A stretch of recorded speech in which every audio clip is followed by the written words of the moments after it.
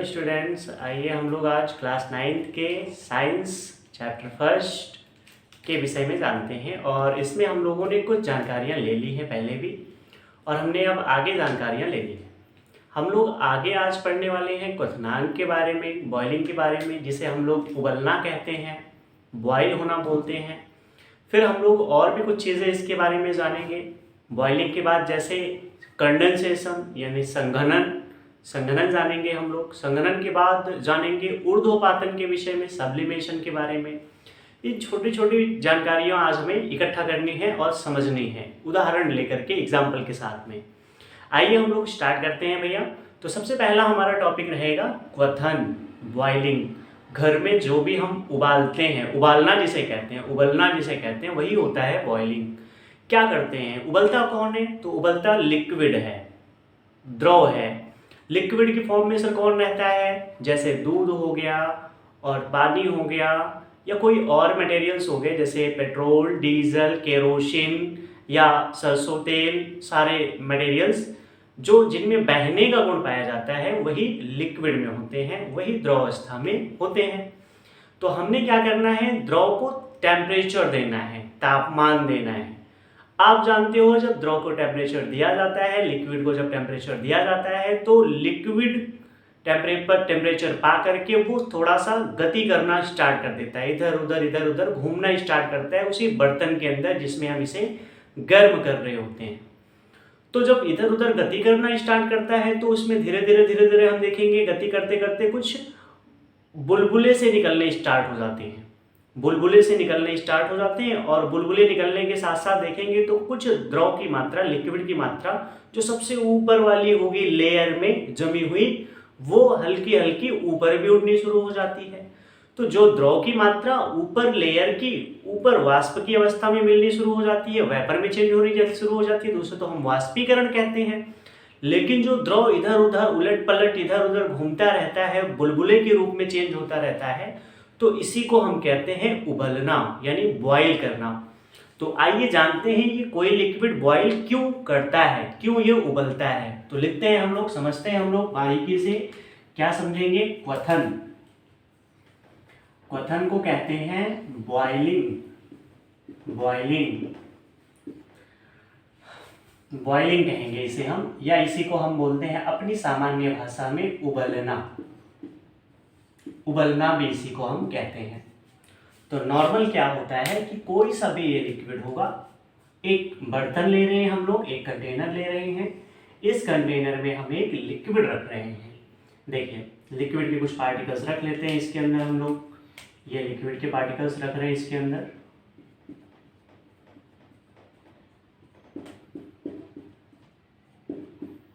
और लिक्विड के पार्टिकल्स रखने के बाद में नीचे से इसे हम लोग टेम्परेचर दे रहे हैं, तापमान दे रहे हैं। ये तापमान दे रहे हैं इसे हम लोग नीचे से। जब हम लोग इसे तापमान देते हैं तो तापमान पा करके ये जो इसके कण हैं ये गति करना शुरू कर देते हैं, इधर उधर टेढ़ी मेढ़ी दिशा में गति करना स्टार्ट कर देते हैं। ये गति करना स्टार्ट कर देते हैं तो कभी कभी क्या होता है, ऊपर जाने लगते हैं, नीचे आने लगते हैं, ऊपर नीचे कण इतना तेजी से जब गति करने लग जाता है, तो जब इसके कण, नीचे वाले कण ऊपर जाने लग जाए, ऊपर वाले कण नीचे आने लग जाए। अच्छा, होता क्यों है ये? क्योंकि जो नीचे का तापमान होता है वो हो जाता है ज्यादा जब हम तापमान देते हैं, ऊपर का तापमान रहता है कम। तो जब तापमान ज्यादा हो जाता है किसी भी कण का तो वो गति करता है, और गति करेगा तो कहाँ गति करेगा? नीचे तो जगह है नहीं जाने की, तो ये गति करके ऊपर की तरफ ही जाएगा, गति करके ऊपर की तरफ जाएगा। अब ठंडा वाला कण थोड़ा सा होता है भारी, वो आएगा नीचे की तरफ। तो बार बार ऐसे ही प्रोसेस दोहराते रहते हैं। भारी कण यानी ठंडा कण नीचे आता रहता है और गर्म कण ऊपर जाता रहता है। तो पार्टिकल्स ऊपर नीचे लगाए रहते हैं। और कुछ जो ऊपर वाले यहाँ के जो कण जमे होते हैं एकदम सरफेस के, जिसे सतह के कहते हैं हम, ये उड़ना स्टार्ट कर देते हैं, ये उड़ना स्टार्ट कर देते हैं, गैस में बदलने स्टार्ट हो जाते हैं। तो जब कण हमारे गैस में स्टार्ट हो जाते हैं उड़ना, तो इसको तो हम कहते हैं वाष्पन, वेपोराइजेशन कहते हैं। लेकिन जब यही कण उड़ के नहीं जाएं ऊपर, बल्कि वो क्या करें, नीचे की तरफ दब के चले जाएं और नीचे वाले कण ऊपर की तरफ चले जाएं, बुलबुलाहट के साथ में, बुलबुला बन करके, बबल्स बन करके, तो इसे हम कहेंगे क्वथन। क्वथन कहेंगे इसे हम, इसे ही हम कहते हैं क्या, क्वथन, बॉइलिंग कहते हैं इसे हम लोग। अब क्या होता है कि जैसे जल है, तो जल 100 डिग्री सेंटीग्रेड पे बॉईल करता है, उबलना शुरू हो जाता है। तो हर एक लिक्विड का अलग अलग अपना बॉइलिंग पॉइंट भी होता है। सभी लिक्विड का अपना अपना अलग अलग बॉइलिंग पॉइंट होता है। जैसे जल का कितना होता है, 100 डिग्री सेंटीग्रेड। अच्छा, और भी कुछ समझते हैं इसके बारे में हम लोग। अब हम लोग ये जानते हैं कि जितने टेम्परेचर पे कोई भी लिक्विड उबलना शुरू हो जाए, ऊपर नीचे जाना स्टार्ट कर दे, तो उस तापमान को, टेम्परेचर को हम उस लिक्विड का, द्रव का बोलते हैं क्वथनांक। जैसे जल का मैंने कहा कि ये ऊपर नीचे जाना, उबलना कब शुरू कर देगा, 100 डिग्री सेंटीग्रेड पे। तो जल का क्वथनांक क्या हो जाएगा, 100 डिग्री सेंटीग्रेड बॉइलिंग पॉइंट। कोई भी लिक्विड इस दुनिया का, चाहे जो सा भी लिक्विड हो, जिस टेम्परेचर पे वो उबलना स्टार्ट कर दे, उस टेम्परेचर को हम उस लिक्विड का बॉइलिंग पॉइंट कहते हैं। ठीक है भैया, समझ आ गया होगा आप लोगों को। देखो और कुछ चीजें जानते हैं हम लोग। बच्चों, बॉइलिंग पॉइंट को बहुत सारी चीजें प्रभावित भी करती हैं, बहुत सारी चीजें बॉइलिंग पॉइंट को अफेक्ट भी करती हैं। कौन अफेक्ट करता है बॉइलिंग पॉइंट को, तो सबसे बड़ी चीज है वेपर प्रेशर, वाष्प दाब। अच्छा, जब हम वाष्प दाब किसे समझेंगे, वेपर प्रेशर किसे कहेंगे? सर, जब हम बॉईल करते हैं किसी भी चीज को, तो उसमें से कुछ चीजें निकल करके वाष्प में बदल जाती हैं, वेपराइज हो जाती हैं, और वो वेपराइज जिस टाइम होती है वो नीचे की तरफ, लिक्विड की सरफेस की तरफ क्या लगाती है, एक प्रेशर लगाती हैं। तो उसी प्रेशर को हम कहते हैं वेपर प्रेशर। अब क्या कहा जाता है, हमारा जो सॉल्यूशन है, हमारा जो विलयन है कोई सा भी, वो उबलना कब शुरू करेगा, आसानी से वो जल्दी से कब बॉयल होना स्टार्ट करेगा, तो जब हमारे वायुमंडल का प्रेशर, मतलब वायुमंडल मतलब एटमॉस्फेरिक प्रेशर जिसे हम कहेंगे, एटमॉस्फेयर प्रेशर लगाता है, जो वो होता है एटमॉस्फेरिक प्रेशर। एटमॉस्फेरिक प्रेशर क्या हो जाए, वायु उस लिक्विड के प्रेशर के बराबर हो जाए। मतलब चाहे लिक्विड का प्रेशर एटमॉस्फेरिक प्रेशर के बराबर हो जाए, चाहे एटमॉस्फेयर का प्रेशर घटा करके हम किसके बराबर कर दें, लिक्विड के प्रेशर के बराबर कर दें, तो उस टाइम हमारा लिक्विड बॉयल होना स्टार्ट हो जाएगा। जैसे प्रेशर कुकर होता है, प्रेशर कुकर में क्या होता है भाई, प्रेशर जो लिक्विड का होता है वो क्या किया जाता है, उसको बढ़ा दिया जाता है। टेम्परेचर देने के साथ साथ प्रेशर बढ़ जाता है उसका, वेपर प्रेशर बढ़ जाता है। वेपर प्रेशर बढ़ के कितना हो जाता है, एटमॉस्फेरिक प्रेशर के बराबर हो जाता है। इस वजह से दाल अंदर जो होती है रखी हुई, या चावल जो होता है रखा हुआ, वो बहुत आसानी से पक जाता है।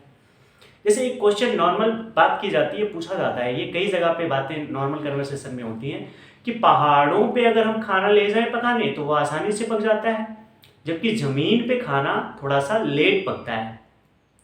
इसके पीछे का कारण क्या है, तो इसके पीछे का कारण भी वेपर प्रेशर ही है, वाष्प दाब ही है। सर, वाष्प दाब ये कैसे पहाड़ पे कैसा होता है और जमीन पे कैसा होता है, इसके बारे में समझना है तो समझते हैं भैया।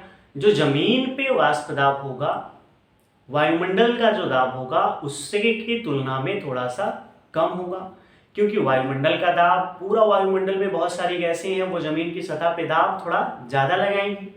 तो ज़्यादा दाब लगाएंगी तो हमें भी वाष्प दाब थोड़ा सा बढ़ाना पड़ेगा, तब जाकर के वायुमंडल के बराबर हमारा वाष्प दाब हो पाएगा लिक्विड का। तो यहाँ उबालने में थोड़ा सा टाइम लगेगा। लेकिन अब पहाड़ के ऊपर चले गए, पहाड़ के ऊपर चले गए तो वायुमंडल जो है वो, वायु की जो भारी गैसें हैं वो नीचे की तरफ ज़्यादा होती हैं।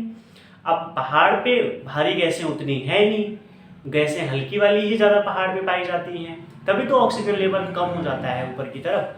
तो ऊपर से नीचे की तरफ जब पहाड़ पे जब रहे तो पहाड़ पे गैसें बहुत भारी हैं, कम हैं, इस वजह से वहाँ वायुमंडल का प्रेशर बहुत कम है।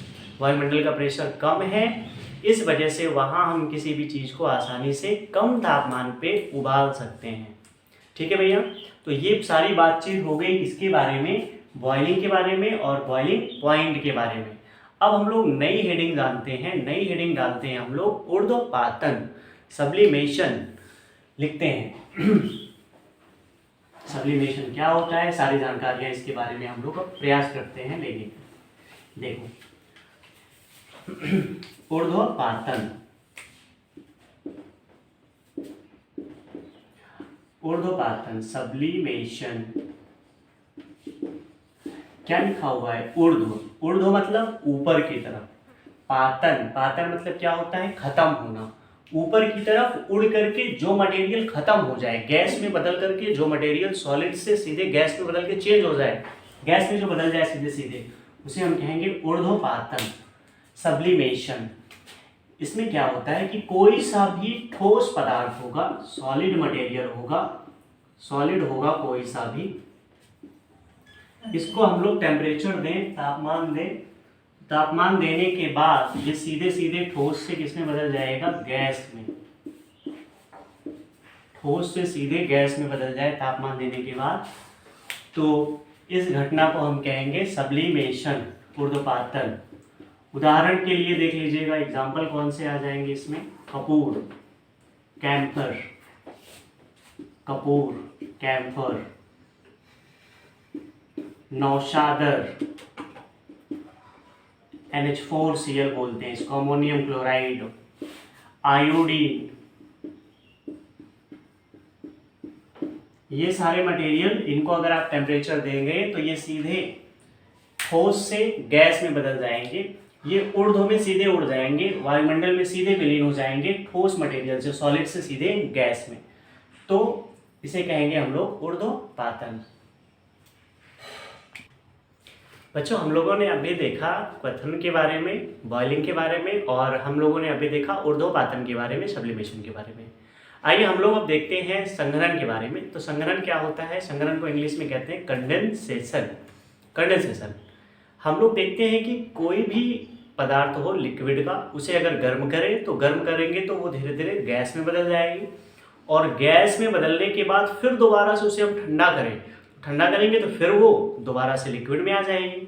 जैसे हम क्या करते हैं, घरों में हमारे पे खाना बनता है जब, तो खाना बनते हुए हम लोग कढ़ाई को ढकते हैं, तो ढकेंगे तो देखेंगे कि खाने से निकलने वाली गैसें जो होंगी वो ऊपर ढकी हुई जो प्लेट होगी उसके ऊपर आके जमा हो जाती है, वो भी लिक्विड की फॉर्म में, द्रव की फॉर्म में।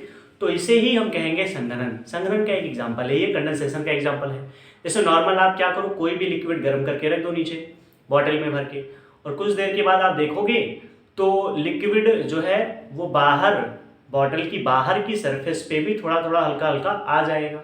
तो हुआ क्या था कि लिक्विड ने वेपर बनाए, और वो वेपर चेंज होके आ गया, फिर से दोबारा से ठंडक जब मिली उसे तो लिक्विड में आ गया, तो बाहर आके जमा हो गया, और इसी घटना को हम कहते हैं कंडेंसेशन। देखिए क्या होता है, जब हम किसी भी लिक्विड को गर्म करते हैं, लिक्विड को जब हम गर्म करते हैं, ठोस लिक्विड को जब हम गर्म करते हैं, लिक्विड को क्या करते हैं, हीट करते हैं, गर्म करते हैं द्रव को हम, तो गर्म करने के बाद द्रव हमारा किस में बदल जाता है, गैस में, गैस में चेंज हो जाता है ये। और फिर हम क्या करते हैं, गैस को ठंडा करते हैं, ठंडा करते हैं, ठंडा करते हैं इसको, इसका टेम्परेचर हम लोग लो करते हैं, लो टेम्परेचर करते हैं इसका। तो टेम्परेचर जब लो करेंगे तो ये गैस चेंज होके फिर लिक्विड में आ जाएगी, ये गैस चेंज होके फिर से किस में आ जाएगी, लिक्विड में आ जाएगी, द्रव में आ जाएगी, लिक्विड में आ जाएगी। और यही लिक्विड में चेंज होना, गैस का लिक्विड में चेंज होना, ये क्या होता है, कंडेंसेशन होता है। इसी को हम कहते हैं संघनन, संघनन कहते हैं इसको, कंडेंसेशन कहते हैं इसको, संघनन कहते हैं इसको। उदाहरण इसका जान लेते हैं हम लोग, एग्जाम्पल हम लोग जान लेते हैं इसका कुछ उदाहरण। जैसे क्या होता है कि बहुत गर्म दूध हो गया, बहुत गर्म दूध हो गया, इसको हम लोग किसी कटोरी में रख लिए, कटोरे में रख लिए, और कटोरी में रखने के बाद देखेंगे इसको हम, तो इस कटोरी के ऊपर हल्की हल्की हल्की हल्की जल की बूंदें आ जाएंगी। तो क्या हुआ था, दूध बहुत गर्म था तो इसकी वाष्प बनी, कुछ वेपर बने इसके कुछ, और कुछ वेपर बनने के साथ साथ यहाँ आकर के हल्की हल्की जमा हो गई। तो इसे ही हम कहेंगे संघनित बूंदें, संघनित जल की बूंदें, कंडेंसेशन बोलेंगे इस घटना को। हमने अभी बताया कि सब्जी पकाते हैं जब हम लोग घरों में, तो उसे क्या करते हैं, ढक देते हैं, तस्तरी से ढक देते हैं, ऊपर कढ़ाई को ढक देते हैं। और कढ़ाई को जो ढके रहेंगे तस्तरी, तो हल्का हल्का उस तस्तरी पे क्या होता है, जल की बूंदें आ जाती हैं, वाटर की कुछ बूंदें आ जाती हैं, यहाँ पे इकट्ठा हो जाती हैं, तो इसे भी क्या कहेंगे हम लोग, संघनित बूंदें। और इस पूरी घटना को हम क्या बोलेंगे, संघनन बोलेंगे, कंडेंसेशन बोलेंगे। तो ये चैप्टर आपका फर्स्ट वाला चैप्टर जो था स्टेट ऑफ मैटर का, ये हो गया है पूरे तरीके से खत्म। जो भी समस्याएं आपको रह गई हो वो आप बताइएगा, प्लेलिस्ट के अंदर आपको सारे वीडियोज इस चैप्टर के मिल जाएंगे। धन्यवाद।